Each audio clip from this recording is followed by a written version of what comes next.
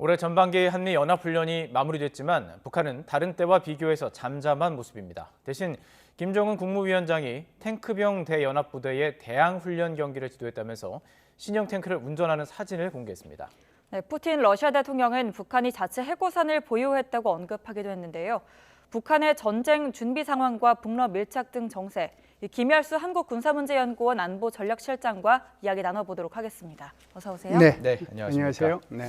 북한, 즉 아무래도 정치적으로 민감한 시기, 미국도 그렇고 우리도 그렇고 그런 시기이기 때문에 북한에 대해서 조금 더 신경을 못 쓸 수도 있었던 것 같습니다. 좀 다시 한번 집중을 해볼 텐데 이번에 훈련 현장 사진 공개됐어요. 그것도 탱크예요. 탱크는 좀 오랜만에 본 것 같은데요. 예, 지금 이제 이거 보통 탱크가 아니고요. 예. 북한이 이제 2020년도 10월 달에 당 네. 창건 기념일 때 열병식 할 때 이 신형 탱크를 공개를 했거든요. 공개를 했었던 거고요. 그리고 이제 그 뒤에도 이제 공개를 쭉 해왔는데 작년에는 이제 무기 전시할 때도 이걸 공개를 했고 열병식 할 때마다 등장을 시켰습니다. 그런데 우리가 생각할 때는 그냥 이게 열병식용으로 나오는 거구나 이렇게만 생각을 했는데 지금은 이제 보니까 사실상 자체 훈련하는 거 그리고 이제 전차 부대들끼리 경쟁하는 거 그걸 지금 보여준 거잖아요. 네. 이 말의 의미는 이제는 이제 이렇게 보여주는 것을 넘어서 일부 실전 배치했다. 북한에 이제 한 4,300대 정도의 전차가 있거든요. 그걸 한꺼번에 바꿀 수 있는 건 아니니까 아마 105 전차 부대부터 조금씩 이렇게 바꿔 나가는 것이 아닌가 이렇게 봅니다. 어제 공개된 탱크가 그럼 이제 신형이라고 하는데 외형적으로나 성능이 어떤 게 변화가 있는 거죠? 성능이 이제 좀 많이 바뀌었죠. 이제 예. 과거에는 북한이 가지고 있는 주력 전차가 성군호라고 하는 거거든요. 예. 이제 거기하고 비교를 해보면은 크게 이제 특징이 한 두 가지가 있는데요. 하나는 생존성이 향상이 됐다라고 볼 수 있습니다. 그 전에 성군호에 비해서 차체가 좀 낮아졌어요. 네. 차체가 낮아지면 탐지되는 비율이 좀 줄어들겠죠. 예. 또 탐지하기도 어렵겠죠. 차체 비율을 이제 낮췄다라고 하는 거고요.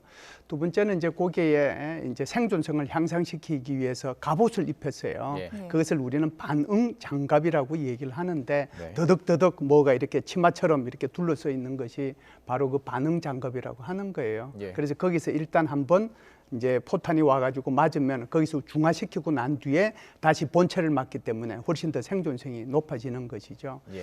두 번째는 이제 정밀도를 향상시켰다고 볼 수 있는데요. 그 정밀도를 향상시키기 위해서 탐지 센서, 탐지할 수 있는 거 레이더하고 센서를 대폭 보강한 그런 차원에서 예. 조금 이렇게 신형 전차가 과거에 비해서 좋아졌다 이렇게 볼 수 있습니다. 예. 그럼에도 불구하고 한계는 있다라고 보거든요. 예. 그 한계가 뭐냐면 북한의 성군호는 통상 이제 이게 한 800마력 정도 돼요. 그럼 이게 고속 기동하려면은 적어도 1200마력 정도 돼야 되는데 이게 지금 북한이 1200마력 이상의 엔진 하고 기압 변속할 수 있는 거 이거 두 개를 합해서 파워팩이라고 그러는데 두 개가 항상 붙어 있거든요. 이걸 개발했느냐 여기에 대해서는 의문이에요. 그러면은 우리 이제 한국의 전차 같은 경우는 K2 같은 경우는 1,500마력에 시속 70km로 가거든요. 예. 북한의 많이 크네요. 그렇죠. 북한 같은 경우에는 성군 전차가 한 60km 정도로 가는데 아마 지금 이런 식으로 덕지덕지 더 붙이고 생존성 향상에 초점을 두었다라고 하고 네. 그리고 이제 파워팩 정도의 그런 엔진을 탑재하지 못하고 800마력 정도라고 하면 기동성은 떨어지지 않겠는가. 예. 그래서 북한 스스로가 기동성을 희생하는 대신에 생존성 향상에 초점을 맞춘 그런 신형 전차가 아니겠느냐 이렇게 지금 추측을 해볼 수 있습니다. 신형이긴 하지만 정말 그렇죠. 도약할 만한 성장인지는 모르겠다 의문인데 네. 자 그렇다면 무기도 무기지만 선전선동을 사용하는 이 부분을 좀 분석해 보겠습니다. 네네. 제가 사진을 계속 보여드렸지만 김정은 위원장이 직접 운전하는 그런 사진이 공개가 됐습니다. 네네. 사진이기 때문에 직접 했는지는 모르겠지만 네, 예. 어떤 의도가 있을까요? 예. 북한이 이제 지금 사실상 핵미사일 같은 경우는 상당히 고도화되어 있다라고 하는 것은 뭐 우리 한국 국민들뿐만 아니라 전 세계가 많이 인정을 하고 있는 편이잖아요. 네. 그러니까 이제 주로 이제 핵미사일 위협 쪽으로만 초점을 맞춰서 그쪽에 이제 개발을 많이 해왔는데 이게 지금 김정은 스스로가 얘기했듯이 이제 한국을 평정을 하고 대사변을 일으키기 위해서는 이것만 가지고는 안 되거든요. 예. 재래식 무기를 이제 개발해야 될 필요가 있지 않느냐라고 이제 김정은 스스로가 느꼈던 것 같고요. 그런 차원에서 아마 저것을 공개하지 않았는가라고 봅니다. 두 번째는 우리가 이제 결국은 러시아하고 우크라이나 전쟁 그리고 하마스와 이스라엘 전쟁을 보면 막 첨단 무기가 동원이 돼서 막 할 것 같은데 네. 실제로 보면은 드론이 좀 오고 가고 하는 거 말고는 여전히 예. 여전히 전차 네. 이것이 이제 주력으로서의 그 기능을 발휘하고 있는 것을 직접 봤잖아요. 네. 그렇다라고 하면은 핵미사일에 대한 개발도 중요하지만 재래식 무기에 대한 개발도 이에 못지않게 중요하다 이렇게 이제 인식을 했을 수가 있겠죠. 네. 그렇기 때문에 지난번에는 며칠 전에는 김정은이가 포사격하는데 직접 나서서 네. 거기서 이제 총으로 이렇게 사격하는 모습도 보여준 거고 예. 엊그제 같은 경우에는 지금 전차 여기에 나가서 지금 저 타는 모습을 일부러 공개를 했다. 저자가 제가 알기로 이렇게 볼 수 조종석은 있죠. 아닌 것 같은데 저기 보통 부사수와 자리 아니에요? 아니요, 저희 조종석 네. 자리입니다. 맞아요. 요새는 네. 이제 뭐 전차장 그다음에 저기 포수 네. 그다음에 저 조종수 해서 네. 통상 4명 정도 이렇게 예. 타니까 예. 자리는 뭐 그 자리가 맞는 것 같은데 제가 볼 때는 저 사진을 저 정도로 북한이 공개한 것은 좀 의문이라는 생각을 들어요. 왜 제가 그러냐면 고병 출시담을 여쭤봤습니다. 아무리 이제 얼굴이 이제 전차에 비해서 김정은 얼굴이 저렇다고 하더라도 저걸 확 땡기면 되거든요. 네. 그래서 김정은을 부각시킬 줄 알았는데 김정은이 완전히 저기 지금 콩알만큼 예. 나와서 좀 의외다는 생각은 네. 들어요. 네.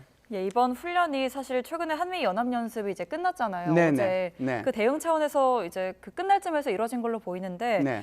특히 우리나라 수도권 점령을 얘기하면서 계속 이런 훈련을 좀 하고 있거든요. 이걸 네네. 우리가 위협으로 받아들일 수 있을까요? 뭐 당연히 이제 위협으로 받아들여야죠. 이런 훈련 예. 안 하더라도 김정은이가 이제 작년 연말 노동당 중앙위원회 전원 회의를 통해서 그리고 올해 1월 15일 날 북한의 최고인민회의가 개최될 때 그 시정 연설을 통해 가지고 한국과 북한을 두 개의 적대적인 교전국 관계로 규정을 하고 통일이나 화해 협력 이런 걸 다 빼라라고 얘기를 했잖아요. 네. 그러면서 한국을 유사시에 평정하겠다라고 얘기를 하잖아요. 그러면서 대사변을 일으킬 준비를 하라라고 얘기를 했기 때문에 그 일환으로 저런 것들이 이루어지고 있다 이렇게 보는데요.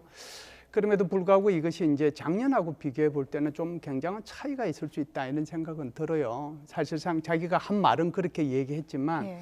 작년에 우리가 이제 한미연합 훈련할 때, 프리덤 실드 훈련을 할 때 북한이 한 걸 아마 이렇게 생각해 보면 북한은 그때 이제 사실상 핵탄두 모의 이제 투하 훈련을 했거든요. 그래서 거기에 따라서 이제 북한이 이제 그 KN-23도 그렇게 했고 그리고 이제 헤일이라고 하는 수중 어뢰 네. 그것도 이제 했고 그다음에 화살 1, 2라고 하는 예. 소위 말하는 그 순항 미사일이죠. 그것도 몇 메타 가가지고 어디서 떨어뜨리는 거 다 이걸 일부러 훈련하고 공개를 했어요. 네. 예. 그러면은 이제 올해 같은 경우에는 지금 이렇게 하는 것을 보면 오히려 재래식 무기 쪽에다가 초점을 맞추는 상황 관리를 지금 좀 해 나가고 있는 게 아닌가 이런 예. 생각은 해요. 그러니까요. 그게 좀 의문이었습니다. 왜냐하면 북한하면 뭐 지금 핵 가지고 네네. 우리랑 이제 이 전력, 그러니까 뭔가 좀 네네. 차이가 있다는 거죠. 예. 우리는 재래식 무기가 충분했기 때문에. 그렇죠. 왜 재래식 무기를 건드나 이런 생각이 들었는데 설명을 해주셨고 그렇다면 혹시 러시아 쪽에 네네. 무기 거래가 있는 것이 뭐 아직 완전하게 인정되지는 않았지만 네. 비공식적으로는 많은 사람들이 얘기하고 있는 상황 속에서 예. 러시아를 좀 겨냥해서 우리 이런 무기도 있다 이렇게 하는 거 아니냐 이런 의도는 어떻게 보세요? 충분히 그럴 수 있고요. 네. 제가 이제 좀 전에 이제 상황 관리에 대해서 말씀을 드렸는데 네. 왜 이게 작년만큼 우리 한미 연합 훈련에 대응해서 이렇게 고강도로 훈련을 하지 않느냐라고 예. 하는 측면에서 보면 사실상 이제 며칠 전에 그러니까 월요일이죠. 월요일 날 한 8일 동안 진행이 됐던 그 중국의 양회라고 하는 거 있지 않습니까? 예. 정치협상회의하고 그렇죠. 그다음에 그 최고 대표자 대회하고 인민들 그 회의가 한 8일 동안에 진행이 됐단 말이죠. 그게 이제 우리 한미연합 훈련 기간하고 겹치는데 여기에 대해서 괜히 이제 북한이 아주 강도 높게 대응을 하고 작년처럼 이렇게 하면 이게 이제 중국을 잘못 이제 심사를 건드릴 수 있다라고 하는 거고요. 예. 또 아시다시피 오늘부터 일요일까지 러시아에서 대통령 선거가 있지 맞아요. 않습니까? 예. 그래서 이 대통령 선거 있는데 여기서 이제 또 뭐라고 아주 그 강도 높은 이런 도발을 하게 되면 러시아하고도 아주 관계가 좀 이상해질 수 있겠다 이런 네. 생각이 들어서 아마 북한이 상황 관리 차원에서 이렇게 조금 재래식 무기의 사진. 좀 낮은 차원에서 이렇게 예. 대응하지 않았나라고 보고요. 지금 질문하신 것처럼 러시아를 충분히 겨냥했다라고 봅니다. 그래서 왜 그러냐면 북한의 입장에서는 러시아와 우크라이나의 전쟁이 길어지면 길어질수록 자기네들이 얻을 수 있는 게 많다라고 생각을 하거든요. 네. 그게 총, 포, 탄 이것만 지금 이제 러시아로 넘어가고 있는데 예. 이것뿐만이 아니고 우리가 이렇게 훌륭한 전차도 갖고 있으니까 이것도 니들 수입해 가라라고 예. 하는 것을 암시했다 이렇게 볼 수는 있지요. 예, 그리고 또 올해 초에 사실 북한이 계속 거친 표현들을 쏟아냈었잖아요. 네네. 근데 그런 것들이 좀 잦아들고 있는데 네. 말씀해주신 국제 정세나 이런 것들이랑 연관이 있을까요? 사실상 이게 좀 잦아든다라고 예, 하는 것은 비교적 조금 좀, 네, 네. 조금 생각해 볼 필요는 있는데 왜 그러냐면은 1월 1일 날 대통령께서 신년 그 연설했을 때 1월 2일 날 그 김여정이가 답으로 얘기한 거 보면 뭐 우리 대통령 굉장히 좀 신랄하게 비판을 예. 했잖아요. 오히려 자기네들 군사를 키우는데 아주 그냥 특등 1등 공신으로서 그 조롱하는 거거든요. 예. 그것뿐만이 아니고 제가 좀 전에도 말씀을 드렸습니다만은 최고인민회의를 통해서 그리고 북한의 노동당 중앙위원회 전원회의를 통해서 김정은이가 한 얘기를 보면 사실상 이것은 한국하고 곧 전쟁하겠다는 뜻으로 예. 이제 그런 의미로 오히려 얘기를 했거든요. 네네. 어찌됐든 이제 그런 상황이 쭉 해오다가 지금 잠시 이런 상황 관리 국면에 들어섰는데 이 상황 관리 국면이 계속해서 갈 건지 네. 그렇지 않으면 조금 달라질 것인지 그것은 두고 봐야 되겠지요. 알겠습니다. 자, 이런 상황에서 정말 새로운 어떤 그 북한을 대하는 데 있어서 새로운 시점인 네. 것 같습니다. 왜냐하면 러시아에서 푸틴 대통령이 북한이 자체 해구산을 갖췄다 이런 언급을 했어요. 예. 어쨌든 국가 정상이 그리고 러시아는 육자회담에 들어있는 국가였기도 하니까 사실상 핵 보유국을 인정한 것이다 이렇게 분석할 수도 있는 거 아닌가 해서 네, 그래서 어떻게 이제 보십니까? 굉장히 아마 푸틴 대통령이 머리가 좋다라고 하면 예. 아마 핵 보유라는 표현 대신에 그래서 핵우산이라는 표현을 썼을 것이다라고 저는 생각을 해요. 네. 그래서 남의 나라 대통령을 뭐라고 말씀드리기는 좀 곤란한데 이런 거죠. 우리가 핵우산이라고 하는 것은 핵을 가진 국가가 자신의 동맹이나 우방 국가에서 억제력을 제공해 주는 것을 핵우산이라고 그러고 그것을 다른 말로 확장 억제라고 얘기하는 거거든요. 미국에서 확장. 미국이 한국에 대해서 확장 억제력을 제공해 주고 미국이 일본에 대해서 확장 억제력을 제공해 주는 것을 예, 그냥 우리는 핵우산이다. 쉽게 핵우산이라고 예. 얘기해요. 네. 그런데 푸틴이 한 표현을 보면은 북한은 자체 핵 우산을 가지고 있다를.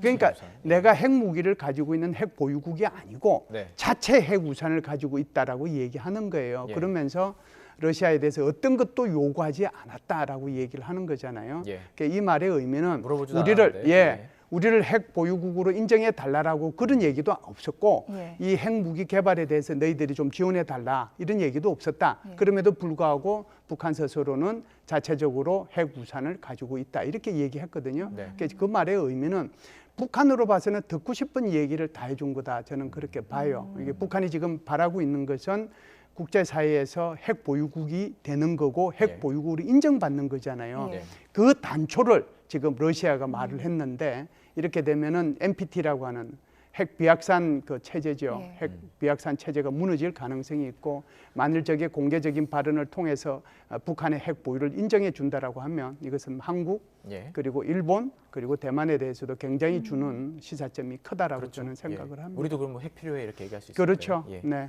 예, 그러면 이 핵 보유국으로 인정받기 위한 단초를 제공한 셈이라고 하셨는데 네네. 이 국제적으로 국제사회에서 핵 보유국으로 인정을 받는다는 게 어떤 의미를 갖나요? 핵 보유국으로 인정받는다는 것은 핵 보유국으로 인정받지 예. 않으면은 어떻게 되느냐 하면은 지금 북한한테 가해지고 있는 그 유엔 안전보장이사의 결의안이 사실상 NPT 복귀하라라고 하는 그 결의안까지 포함해서 총 11개가 돼 있거든요. 예. 2016년도에 4개의 결의안이 2017년도에 3개의 결의안이 집중적으로 그때 통과가 돼서 사실상 북한으로부터의 모든 사실상 어떤 그 상업적인 예. 입출입까지도 예. 수출입까지도 금지되고 있는 그런 상황이거든요. 네. 그런데 핵 보유국으로 인정을 하면 예. 그때부터는 이런 것들이 필요가 없는 거잖아요. 네. 그래서 핵 보유국으로 국제사회가 인정해 주느냐 안 네. 해주느냐 하는 것은 굉장히 큰 차이가 있는 거고요. 두 번째는 NPT라고 하는 것이 그러니까 핵 비확산 체제잖아요. 이것 자체가 무너지면 도미노 현상이 일어나거든요.